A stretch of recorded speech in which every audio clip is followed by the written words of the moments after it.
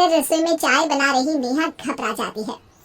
आराम से नेहा, ऐसे तो ये गर्मा गर्म चाय तुम पर ही गिर जाएगी। घबरा मत, ये तो इस घर में रोज का है। नई बहू के सामने 4 दिन अच्छे से रहते हैं, फिर असली रंग दिखा देते हैं। तू जल्दी से चाय लेकर जा, वरना तेरी खैर नहीं। नेहा फौरन चाय लेकर अपने सास ससुर के साथ अपने पति और जेठ को भी देती है। ये कोई चाय है भला? 4 दिन तेरे साथ ढंग से क्या पेश आ गया? तू तो सर पर चढ़ गई हमारे। नहीं माँ जी, ऐसी कोई बात नहीं है। माँ से जुबान लड़ा रही हो तुम? हिम्मत कैसे हुई? माँ से माफी मांगो, अभी क्या भी। मुझे माफ कर दीजिए माँ जी। अगर इस घर में सुख चैन से रहना है तो माँ जो कहती है उसे सुनो और चुपचाप ऐसा करो। शर्मा निवास में नेहा की नई नई शादी हुई थी।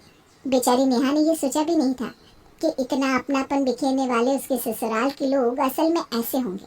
वो रसोई में जाकर फूट फूट कर रोने लगती है। रो रो कर अपना कलेजा क्यों जलाती है पगली?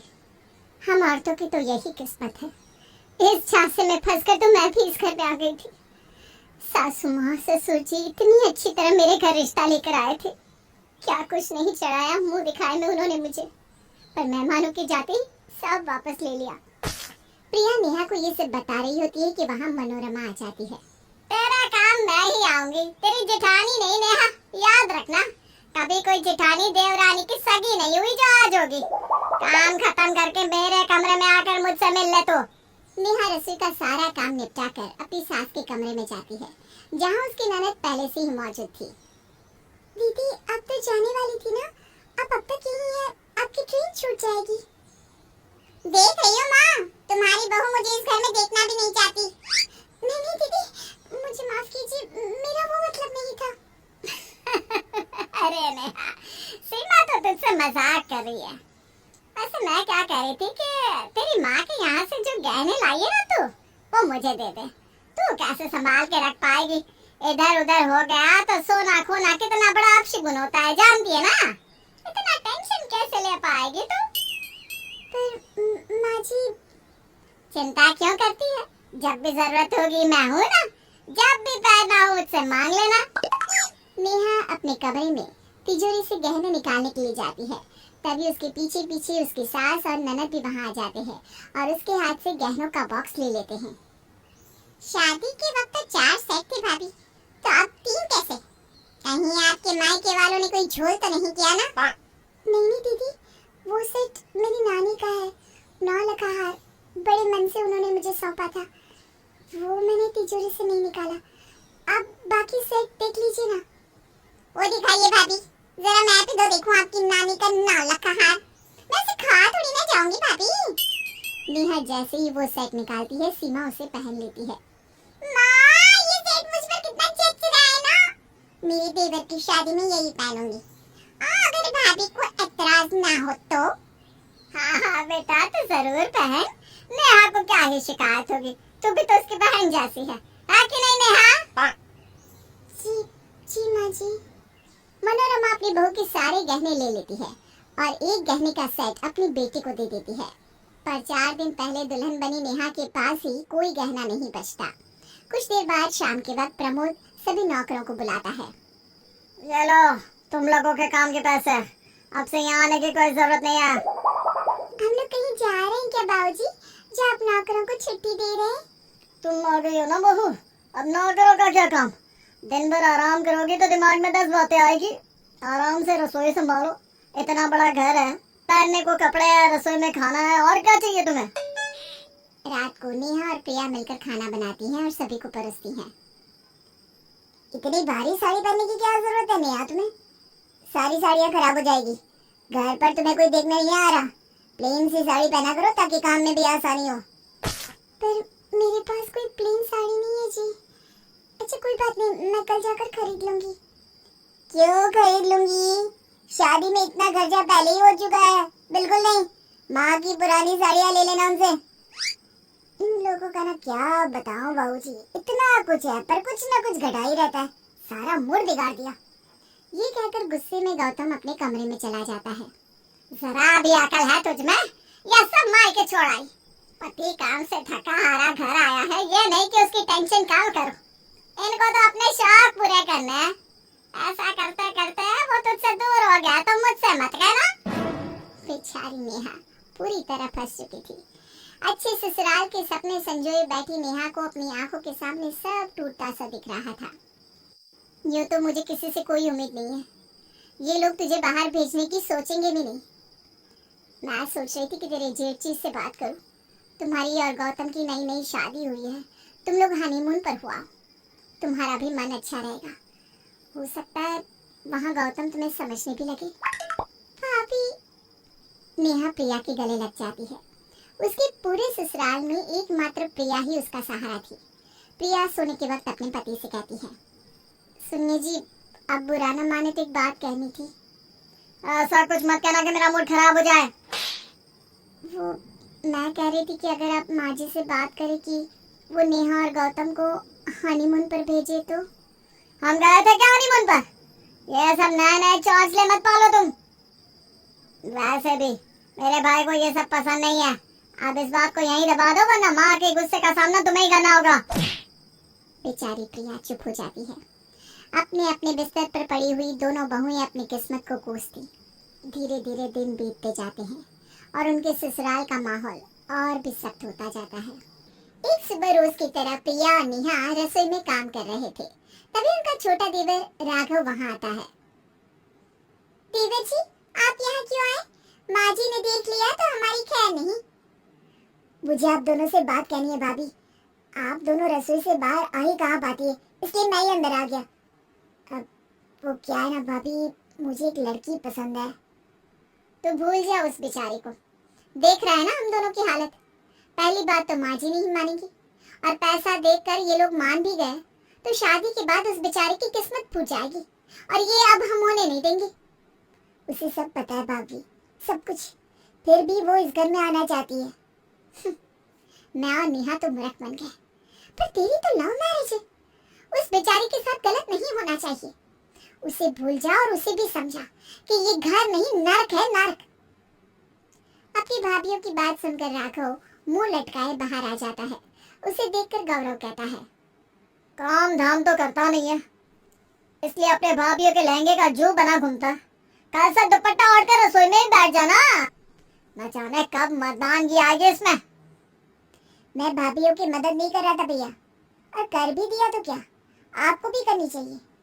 वो दोनों कोहलू के बैल की तरह दिन भर काम करती है और आप लोगों को फर्क ही नहीं पड़ता। ज्यादा भाभीयों का चमचा मत बन। उन दोनों को क्या सुख सुविधाएं नहीं मिलती, सब तो है। पेट में रोटी हो तो बोली निकालना आसान है। रोटी, कपड़ा और मकान अर्जित करके दिखा, तब कुछ कहना, समझा? न जाने अपनी लुगाई लाएगा तो क्या करेगा। ऐसा कैसे ले आएगा? इस घर में मेरी मर्जी के बिना कुछ नहीं होता। लड़की 25 लाख लाएगी तो आएगी, वरना रहे अपने मायके में। वैसे इस लड़के के पैरों में बेड़ी डालने का समय आ गया है। मैं आज ही कुछ घरों में बात चलाता हूँ, वरना इसके जो लक्षण है ये तो हमारे मुंह पर कालिक पुतवा देगा। अपने पिता की बात सुनकर बेचारा राघव निराश हो जाता है और सीधा अपनी गर्लफ्रेंड रिशु के पास जाता है और उसे सब कुछ बताता है। तुम क्यों निराश होते हो राघव? मैं हूं ना। उन्होंने जाना नहीं है कि रिशु है कौन। एक काम करते हैं, मेरी जॉब हो गई है, तुम भी लॉयर बन गई हो, चलो ना हम शादी कर लेते हैं, मैं घर से अलग हो जाऊंगा। और भाभीयों का क्या होगा? तुम्हारे घर वालों की सोच, उसे बदलना ही होगा राघव। अब तो मैं उसी घर में बहू बनकर आऊंगी राघव। राघव और रिशु शादी कर लेते हैं और सीधा पहुंचते हैं शर्मा निवास। रिशु अपने साथ 2 ट्रक भरकर सामान लाती है, जिसे देखकर मनोरमा का मुंह खुला का खुला रह जाता है। अरे बेटा, ऐसी बात थी तो हमें बताता, हम करवाते तेरी शादी। कितनी सुंदर बहू लाया है तुम मेरे लिए, साक्षात माँ लक्ष्मी का स्वरूप लग रही है। वो तो लगेगी ही ना माँ, गले में इतना सोना जो पहना है रिशु ने। रिशु, देख रही हो ना मनोरमा, कितना प्यारा नाम है बहू का। मैं तो जानता ही था कि राघव कुछ बड़ा जरूर करेगा। शादी करने से क्या बड़ा काम हो गया बाबूजी? कुछ नहीं बहू, आओ आओ अंदर आओ बहू, तुम्हारा ही घर है। ऋषु राघव के साथ कमरे में चली जाती है। उसके पीछे मनोरमा सभी से कहती है, तुम दोनों ये क्या शक्ल बना रखी है तुम दोनों ने। ऋषु को किसी बात की भनक नहीं लगनी चाहिए और ये नौकरानियों से साड़ी बदल कर जाओ, नई भारी साड़ी पहन कर आओ, नई बहू को कुछ पता ना लगने पाए। और जी आप नौकरों को फोन करके बुला लीजिए, भाग कर आइए लड़की, उसके घर वाले भी पीछे पीछे आएंगे, लगना चाहिए ना कि अच्छा ससुराल है। कुछ ही घंटों में सभी मिलकर सारी तैयारी कर लेते हैं। पर ऋषु वो तो सब कुछ पहले से ही जानती थी। वो कमरे से नाइट ड्रेस में हाथ में लैपटॉप लिए नीचे उतरती है और सोफे में बैठकर अपने लैपटॉप पर काम करते हुए राघव से कहती है, कॉफी लाना राघव। हाँ हाँ ऋषु। ये देखकर फुसफुसाता हुआ प्रमोद मनोरमा से कहता है, ये क्या बुला लिया है राघव, ये तो हमारे सर पर चढ़कर रहेगी। अरे 4 दिन की बात है जी, फिर इस करोड़पति लड़की की सारी जायदाद अपने नाम करवा कर इसे लात मारकर फेंक देंगे और राघव की शादी आपकी पसंद की लड़की से करवा देंगे। हमें कोई अफसर नहीं, एक नौकरानी चाहिए बस। अरे बहू, अभी तो शादी हुई है तुम्हारी, अभी भी काम करने लगोगी क्या? हाँ मम्मी जी, अगर शादी के बाद तुरंत लड़की काम करना शुरू कर सकती तो लड़कियां क्यों नहीं? वैसे तेरे माँ बाप तेरी खबर नहीं लेंगे क्या? वो लोग आ ही रहे हैं मम्मी जी, कुछ देर में पहुंचते होंगे। सीआईडी इंस्पेक्टर है, कभी देर से नहीं पहुंचते, ऑलवेज ऑन टाइम। ये बात सुनते ही मनोरमा डर से कांपने लगती है। हाँ क्यों कांपने लगी मम्मी जी? जैसे कोई चोरी की हो आपने। क्यों भाभी? वैसे आप दोनों यहाँ आइए ना, मेरे साथ बैठिए, मैं आपको ना ऑफिस वर्क सिखाती हूँ, कंप्यूटर कैसे चलाती हैं, उस पर काम कैसे करती हैं। ये सब देखकर मनोरमा भागकर अपने बेटों के पास जाती है। अरे कैसे भी करके इस बला से जान छुड़ानी होगी बेटा। तभी दरवाजे पर दस्तक होती है। ऋषु के पापा वहां आकर अपनी बेटी को गले लगाते हैं। शर्मा निवास के सभी लोग उनकी बड़ी आओ भगत करते हैं।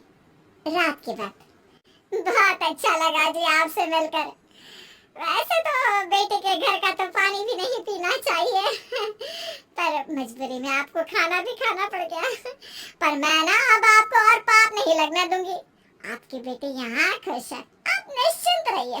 गौतम, इन्हें दरवाजे तक छोड़ो।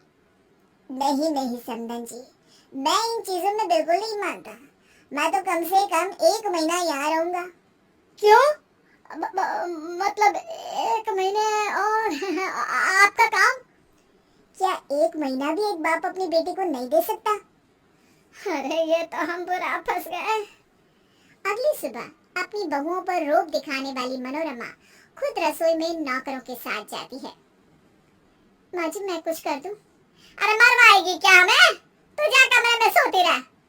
प्रिया और नेहा को तो विश्वास ही नहीं हो रहा था कि नाटक में ही सही वो अपने ससुराल का ऐसा रूप देख रही थी जिनका उन्होंने सपना देखा था। खाना लग गया है, सब आ जाओ। मान गए समधन जी आपको। अब मुझे विश्वास हो गया है कि मेरी बेटी को बहुत अच्छा ससुराल मिला है। चलता हूँ मैं अब। जैसे ही प्रमिल अपना सामान लेकर बाहर निकलता है, मनोरमा ऋषि से कहती है, तू इस फोन का क्या करेगी? ला मुझे दे। अरे प्रिया जा इस हीरोइन को साड़ी पहनाना सिखा दे और तुम लोग भी कपड़े बदल लो, रसोई में काम भी तो करना है ना। मम्मी जी ये आप क्या कह रही हैं? नौकरों को छुट्टी दे दीजिएगा जी, अब एक और नई नौकरानी आ गई है। तभी प्रमिल आ जाता है। ऐसा क्या? तो आपका नाटक सामने आ ही गया। अब बाबा नहीं वो तो बहुओं के साथ ऐसा व्यवहार मम्मी जी। पुलिस दरवाजे पर ही खड़ी है, तैयार हो जाइए, आप सबको अंदर भी जाना है। नहीं ऋषु, इन लोगों को माफ कर दे। हाँ ऋषु, इन लोगों को माफ कर दे। इतना बुरा किया आप लोगों ने इनके साथ, फिर भी ये लोग आपको बचा रहे हैं। मेरे साथ यही होना चाहिए था, मैं बहुत गिर गई थी। हमारे पाप का घड़ा फूट गया मनोरमा। हम तो बस चाहते थे कि आप लोगों को अपनी गलती का एहसास हो जाए। ये सब मजाक है। प्रमिल अंकल ऋषि के पापा नहीं है और ना ही बाहर कोई पुलिस है। इस हादसे के बाद सभी को अपनी गलती का एहसास हो जाता है और फिर शर्मा निवास में कभी औरतों पर अत्याचार नहीं होता। ऋषु पूरे घर को नया रूप दे देती